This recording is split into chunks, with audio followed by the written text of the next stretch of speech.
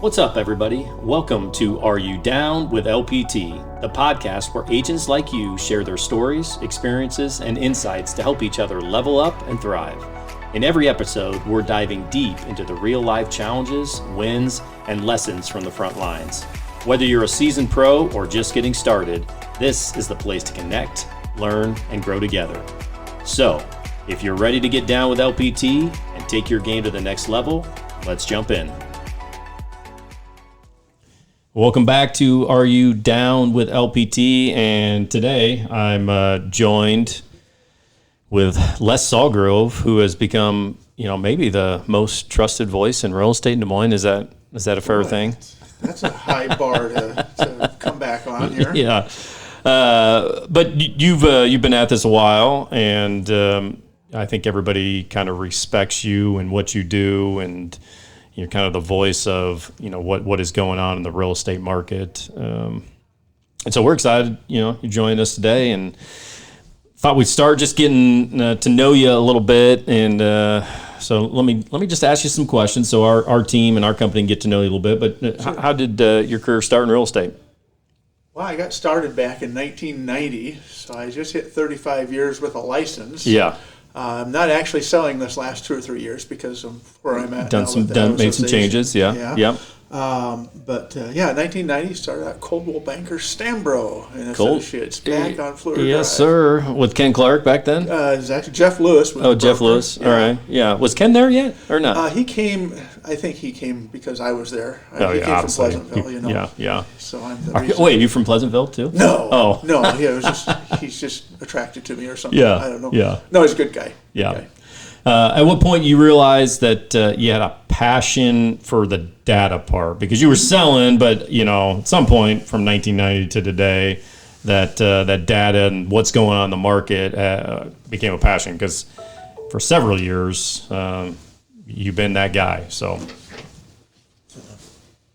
Yeah, it kind of started back in 2000 is kind of when I first got involved with really trying to find stats. I mean, I was always interested in the numbers, but 2000 was when I first pretty much started doing market stats. And you were just doing that for yourself, kind of keep up with, yeah. Be able to educate your clients. Like, that stuff's huge for that, and obviously you've been doing it. You started Simply Des Moines somewhere along that.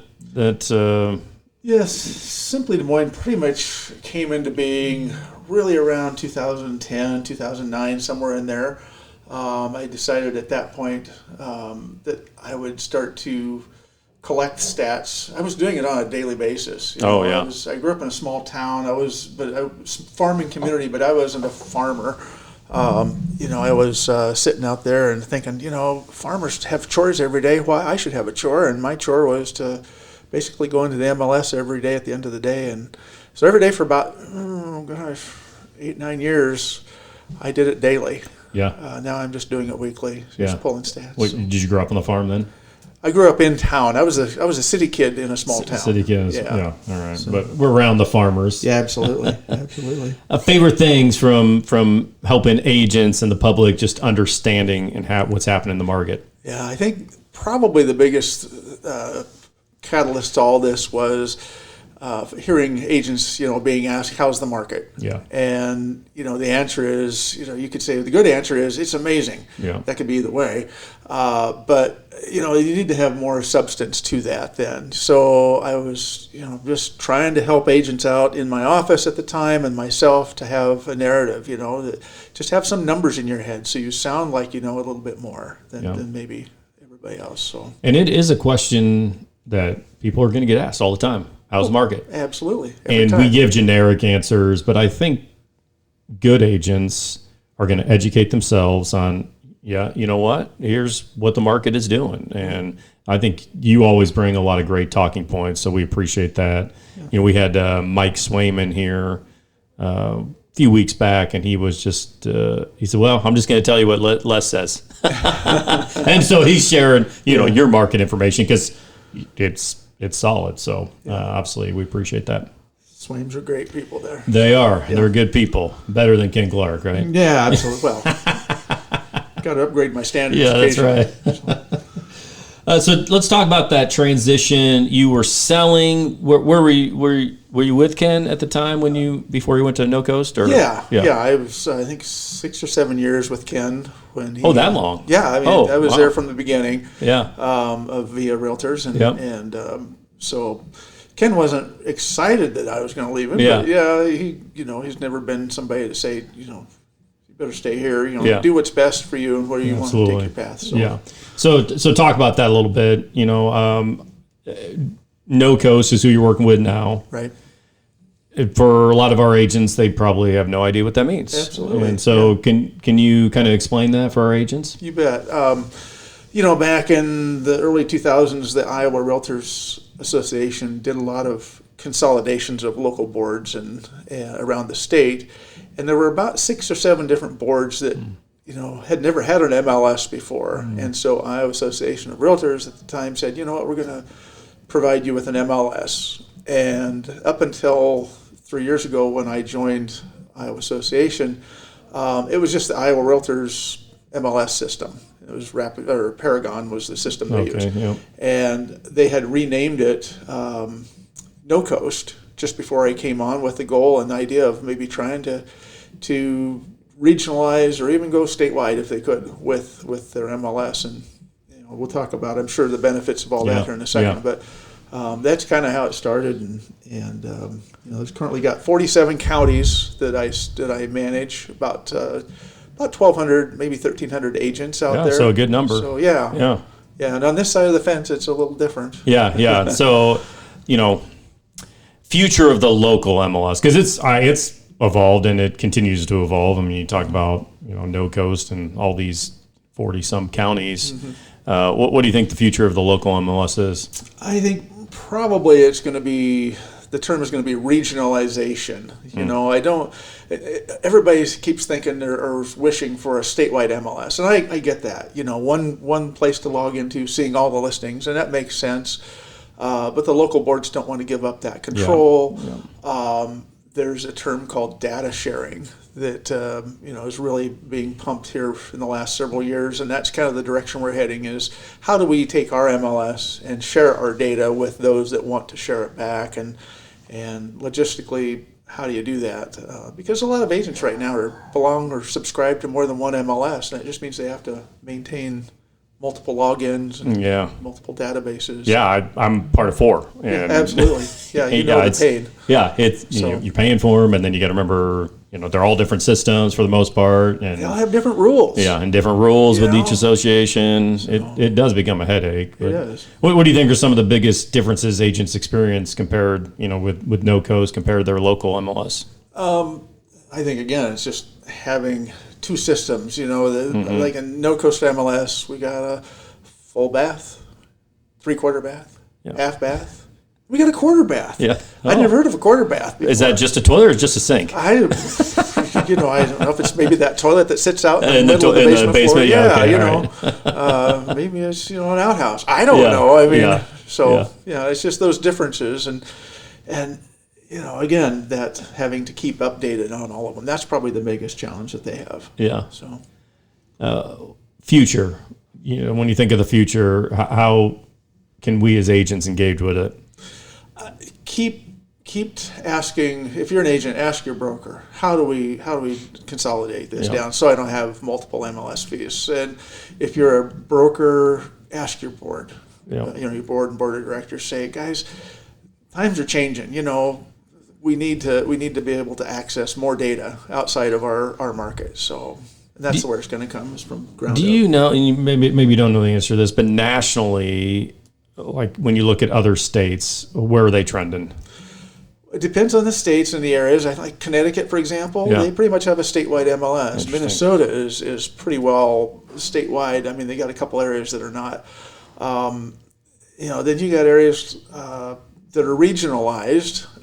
Utah, for example, they've got 2 or 3 different areas in Utah that are regionalized, but then they're doing more data sharing. And agents are happier when they can access that. And the big fear that everybody has about regionalization or statewide, even if we do that, is, oh my God, we're going to get somebody from Dubuque in Des Moines trying to show a house, and they don't have, the knowledge of the area. Yeah. You're not going to see that. No, and it'd be no different. You could see it now, right? I mean, every now and then you may see somebody wander in, but you can tell they're pretty lost.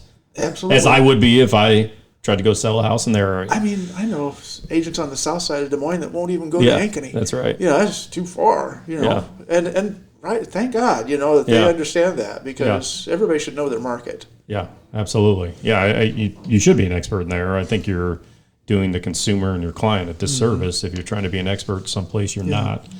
It's easy to get a referral and get people involved that way. So, okay.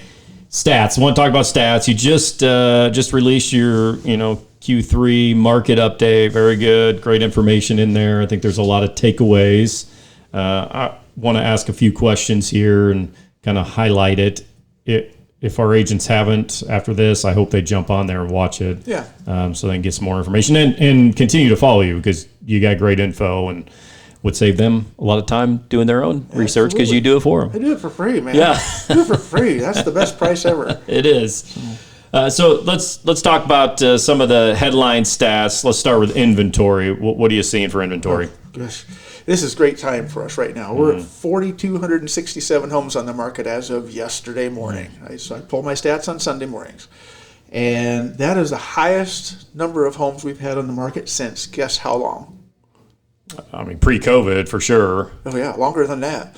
2012. 2012 is the last time we had this much inventory on the marketplace. And that just surprises a lot of agents. Yeah, they don't, no kidding. And the great news is, within the last month or so, we've seen more inventory coming on in that under $300,000 price which is where we need it. We need it, yeah. I think back to, 7, I don't remember what year it was, but somewhere in there where it was over 6,000, maybe 65, 600. Yep. And you think of the population growth in the last 20 years in Des Moines, and now the inventory, almost half not quite half, but almost. Seems like there's still a need for inventory. Always. Yeah. You've got to have, as Jeff Lewis's dad from Coldwell Banker back in the day, his name was Harry Lewis.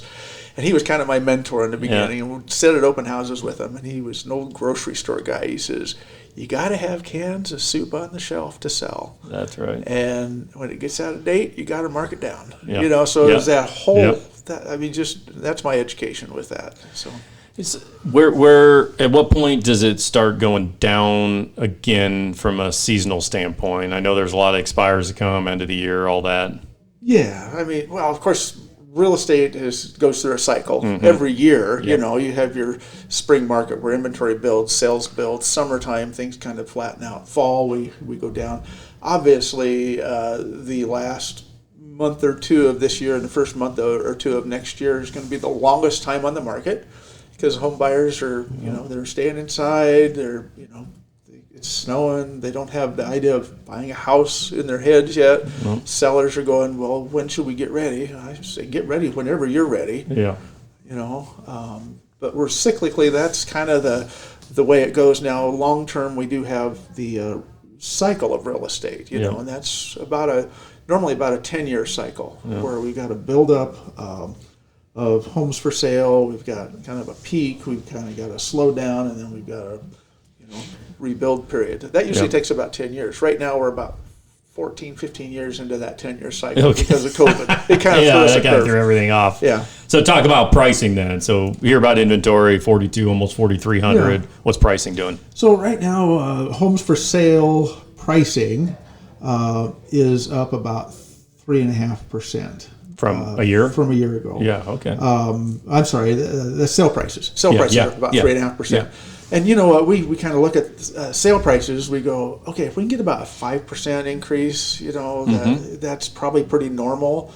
During COVID, we saw 11, 12%. Yep. But 3% this last year, that's probably not a bad thing. Yeah. We're correcting. Homes for sale, the list price is up a little bit more, but it's just everything is kind of all in check. I think we're going to be just fine. Yeah. So What about, I think we see a lot more of these price reductions, days on the market, where are they trending? Yeah. Any idea how many price reductions we've had so far this year? I track this stuff, man. I could be a Trivial Pursuit guy. Price reductions. Keep in mind, a house might be reduced 1, 2, 3 times. Oh, so it's not just how many houses were reduced, how many reductions? Times we've seen price reductions. Wow. Year to date, how many do you think we've had? Oh, man. 5,000. Higher. Wow. Yeah, 15,200. 15,200 homes. And how many sales? We're right around 10,800, 600. So more price reductions than sales. Oh, yeah. Oh, man. So, wow. And, of course, that tells you the story there. Of, if you watch anything I do every year, I'm very, very passionate about pricing it right to begin with. Yeah. So, yeah. So if I'm talking to a seller today, I mean, you just talk about pricing it right. What's the best advice? I'm thinking about selling my house today, Les. Give me some good advice. Yeah. Number one, find an agent that does know the market. Yep. They know how to do a market analysis. They know how to evaluate what's going on in the market, understanding that Beaverdale homes are going to sell quicker than a house down by the fairgrounds, and the price values are going to be totally different. So get somebody that knows that, and then do not try this game of testing the market, because statistically, when you list a price too high, and let's say you come down 5%, then the buyers out there smell the meat. They know that, oh man, this one's ready reduced. To go. And then next thing you know, you're coming in another 5% down, or another 3,000, or whatever it is. And before you know it, you're 12, 18% lower. And you probably would have got close to your price had you just started off in the beginning. And I got stats that show that. So yeah, those that sell within the first week or 2 weeks, probably really close to list price, I assume, with no reductions. Yeah, the kind of the categories are the first 2 weeks. We call that prime. That's the right price in the market. 2 weeks to 60 days or 90 days is kind of like the cans on the shelf. Again, you're going to have some reductions. You got to start to sell. You get over 90 days on the market, then it just really starts to drop. So yeah. So other side of it, I'm a buyer. Feels like a better time now. I know interest rates are what they are, but they're trending down. So I'm a buyer. What advice would you give me? Yeah, stop worrying so much about interest rates. Get out there. If you want to buy a house, buy the house. Find the one you want, and take advantage of maybe a slow time in the market, like right now when there's more inventory. It's not a buyer's market yet, but it's a balanced market right now. Meaning, there's enough inventory for what's being sold out there. You don't have to make a decision on the fly. And remember COVID, you had to write offers before you ever stepped in the house. You were writing an offer, getting it ready while you walked in the house, right. And then you penned it in the car. So rates are a funny thing, because I saw a good meme the other day. Oh, you're worried about interest rates on a house coming down 0.25%, but you'll buy that car and pay 8%. And not think twice about it. So. Trends that agents should keep an eye on as we head into Q4 and the winter months. Yeah, I think we're probably seeing this transition in our marketplace. Remember the real estate cycle I talked about before. We're probably going from recovery to expansion. I think that this year was probably a good year for that recovery period. We're starting to see inventory rise. We're starting to see prices stabilize. And with that, we're going to see inventory and sales kind of rise up. We're more into, like I said, a balanced market, which is really a good sign for us. So. Yeah, one thing you talked about on your in your video there was different parts of Des Moines or Iowa rather are not experiencing what we're experiencing in Des Moines. I thought that was fascinating. I talk to agents all across the state now. Because, and especially when I'm at convention, and this past week at convention. There were agents out there swearing that they're in a buyer's market right now. The sellers are at a disadvantage, and that's their reality. That is true in their marketplace. Not here in the metro. So. Okay, so let's look big picture here as we look into next year. How do you see 2026 shaping up? Especially if the rates stabilize or even drop. Yeah, I think we're going to see again more sales coming on the market. I'm going to encourage you guys, if you've not gone to the website, and we'll talk about that I think at the end here. But if I would go back and look at an old video that I did on week 30 of this year. That's old. Okay. But week 30 of this year, it's why does the real estate market feel so weird now was the name of that video. And it by far got one of the highest views of all my videos this year so far. And it just talks about that cycle and where we're headed and what direction we're going long term. So that's going to kind of answer a lot of this question about what's going on in 2026. It'll give you some confidence and some ideas. So why is the market so weird? Why is the market so weird? Yeah. So all right, episode 30. We'll tune in there. Yeah. Do you see more balance returning to the market? Oh yeah. Yeah. I think next year where we might have been at under around 2.5 months of inventory, which is a deep seller's market. Maybe next year we'll be close to 3.5, or kind of pushing towards that middle range there, which I consider a balanced market 4 to 6 months. Some markets consider it 5 to 7. NAR has kind of always said that 4 to 6. And it's been a long time since we've been there. Yeah. So. Any idea the last year that we saw that kind of inventory? Overall, no. I don't think I've ever seen it that way. I mean, obviously there's occasions, or if you get into a localized market. But you start talking price points and all that stuff. Obviously, you can find that a little bit. But what are you watching most closely in the next quarter? All right, this is my favorite question. I'm watching basically closed sale counts. I want to know where our sales are coming in. If we're increasing or decreasing, that's a great measure of the market. The list price and the sale prices, I don't really care much about the price at pending. That just kind of gives us an idea of where they're selling at. But the list price, is higher typically than the sale price on my graphics. And what's kind of cool is this last year we've seen those two numbers kind of merge together. They're not quite the same. It was like $65,000 apart from the list price to the sale price, on average. So it's not like things are coming down $65,000, obviously. Yeah. But the list prices of most of the homes were higher. Right now, we're about $25,000 difference between those. So we're seeing that pricing is coming down. So, but my best graphic that I always watch is sale pendings. Sale pendings are a magic stat. They're the ones that tell you, they forecast what's going to happen because they haven't closed yet, but you can kind of see that activity. If you have a buildup in pendings, you know that you're going to have a good closing month. If you've got a buildup in pendings, you know that buyers are out there buying. So pendings are probably the one thing that you really, really need to start to focus on. In October typically is a pretty good month. I mean, in the past. Well, this last year and so far this year it has been because, the driving of the interest rates coming down a little bit kind of saved our year last year. We were on track to not have the greatest year last year, and we almost beat the 2023's numbers. Yeah. We're on track right now to sell. We could hit 14,000 closed sales versus 13.2 that we did last year. Yeah, 13. So, yeah, so it's up. It's up. It is up. Yeah. So.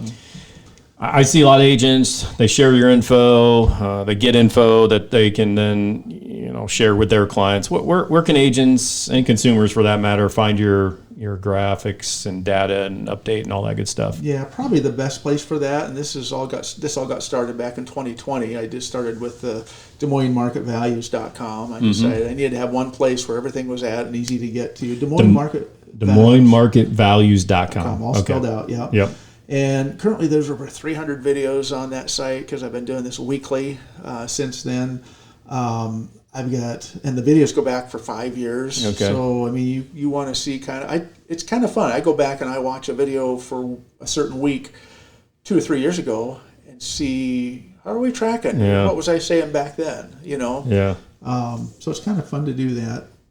And you can also get all the graphics and charts are on there. I've got a whole section of just graphics.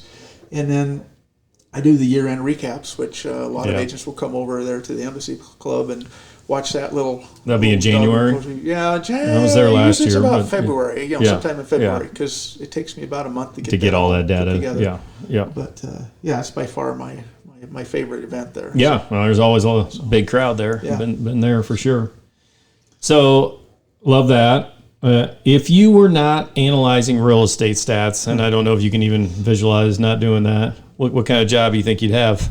Well, that was kind of a fun question too. I would probably have been some sort of a data analyst or a market researcher. You think? Or maybe a storyteller, because every Sunday morning I get up, I really don't know what the show's going to focus on. I pull the stats, I look at the numbers, and I go, what's the story? What can I tell this week that will help somebody out? And I spend about 4 to 6 hours on Sundays just doing this, and it's a passion of love, and I just enjoy it. And you do a great job telling the story. I was talking to my team a couple weeks ago, and we were talking about Toastmasters. I'm like, having the ability, it's one thing to know it, but to be able to share it and tell others whatever it is. For us as real estate agents, like, you really need that ability, whether it's stats or telling a story about a house. Yeah. But storytelling is definitely part of what we do. So I appreciate that. You do a very good job at that. So one of the best tools you can share out there is the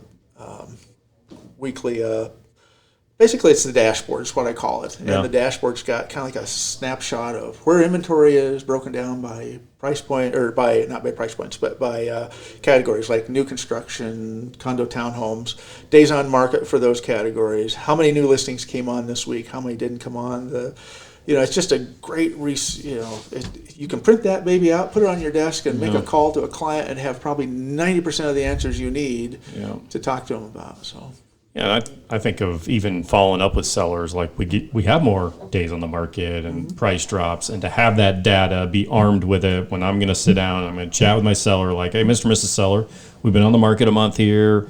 To know that, be able to speak to it, I think is important, part of our job that we need to do. So thanks for providing that. Yep, absolutely. You've tracked data for decades. What's one trend that maybe has completely surprised you over the years? I'm going to go back to that pending. It really didn't surprise me. I learned it was what I learned from it is pendings are the key. If I had to say what one piece of data can you get that's going to help you forecast the market, it's going to be pendings. Yep. From there, everything else comes in, the pricing and the days on market and all that stuff. Yeah. Well, appreciate it. Thanks for taking the time today. If our agents wanted to connect with you, what's the best way to connect with you? Yeah, obviously email at statguy, all one word, statguy at DesMoinesMarketValues.com, or give me a call, 515-202-8954. Because I do this off the grid of work time, you might get my voicemail. Yep. But I'm going to call you back. Yeah. And we'll have a conversation. So. Yeah.